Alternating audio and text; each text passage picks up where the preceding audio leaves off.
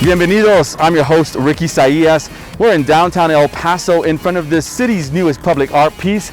This huge giant door is definitely turning some heads. We're going to tell you more about it in a moment, but first, let's start with the pandemic. For now, the city and county stopped administering the Johnson & Johnson vaccine following recommendations from the Centers for Disease Control and the Federal Drug Administration. Reports of 6 rare cases of blood clots have paused the distribution of that vaccine, and now health officials are investigating. There is a concern, though, that the news may cause people to fear and hesitate to get vaccinated, but local health officials say the public has no reason to be alarmed.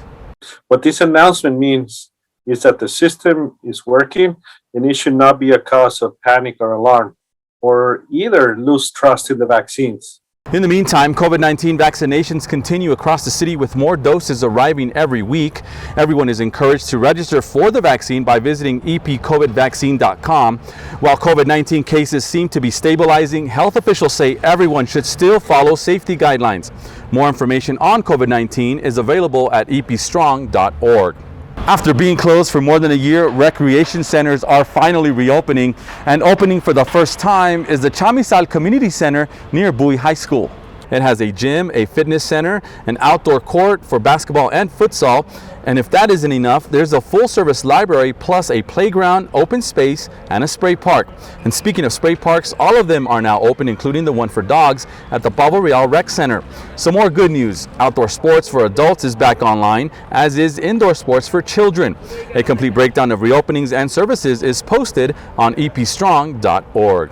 The streetcar remains offline because of the pandemic, but Sun Metro is taking this opportunity to train drivers. A mock derailment exercise showed staff what to do in case of an emergency. It's the first time a full-scale exercise has been done for the streetcar. The police department warning about an alarming trend in our community. Thieves are targeting cars not for what's inside, but what's underneath: catalytic converters. Police have made several arrests, including this man linked to a string of thefts. We talked to police to find out what catalytic converters are, why are they being stolen, and how you can protect yourself. More recently, we've seen an increase in the theft of catalytic converters, not for the part itself, but for the metals that are in it, which are taken to recycling plants, and that's how thieves are making a lucrative business out of it. And those are usually happening in parking lots where vehicles are left unattended, and those are car parts that are located underneath the vehicle. They're part of the exhaust system. Something that requires somebody to go underneath the body should be suspicious to persons that may see that in a parking lot, especially if you see something like this.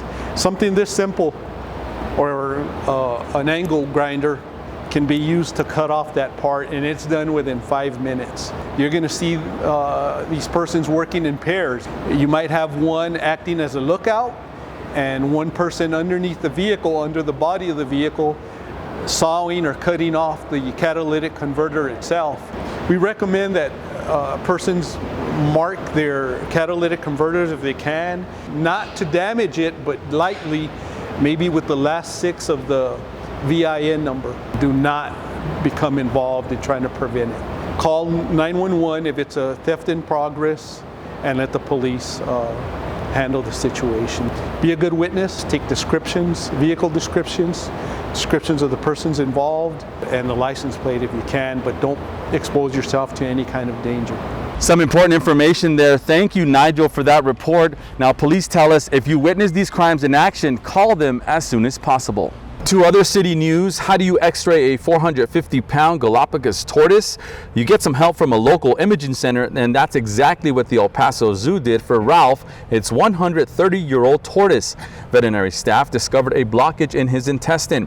Through the El Paso Zoological Society, Southwest X-Ray donated their time and equipment to get Ralph a much-needed x-ray. Ralph is too large for the zoo's own x-ray system, so staff took him to the imaging lab center. We're currently still in discussions and researching and consulting with additional veterinary experts and veterinary consultants on either laparoscopic surgery or a procedure called a plastinotomy. Ralph has been at the zoo since 2016. Veterinary staff will continue to determine the best course of action to take for his medical condition. Back to this eye-catching public art piece in downtown that is sure to become Instagram worthy. It's getting attention by locals and visitors. Created by artist Christopher Weed, it's located on a roundabout on Paseo de las Luces near the recently remodeled Paso del Norte Hotel and the Plaza parking garage. It's a giant yellow door about 30 feet high that's halfway open. Crews took about 4 hours to install it. The artist says it's a welcoming piece, but it's up to each person on how they want to interpret it. The art piece is part of the city's public art program. And speaking of art, you'll want to see a new exhibit at the El Paso Museum of Art. Circle and Square, as it's translated, tells the history of modernism with more than 30 original pieces of abstract work from a 1930s exhibit. It features drawings, paintings, and prints. Visit the Museum of Art on Facebook for more information. Children can pay homage to mom or a mother figure this Mother's Day by taking part in an essay contest put together by the Public Library and the Great Khalid Foundation. The contest is free for children 5 to 18. Essays may be in English and Spanish. The deadline is April 30th. 2 winners will receive a special package to give to mom. Visit elpasolibrary.org for more information. Our time is up on this edition of Your City in 5, but I encourage you to come downtown and take a picture of the city's newest public art piece using the hashtag #IamElPaso. For Jose Solis, who's behind the camera, I'm Ricky Saillas. Stay safe, be good to each other, and continue to wear your mask. We'll see you next time on Your City in 5.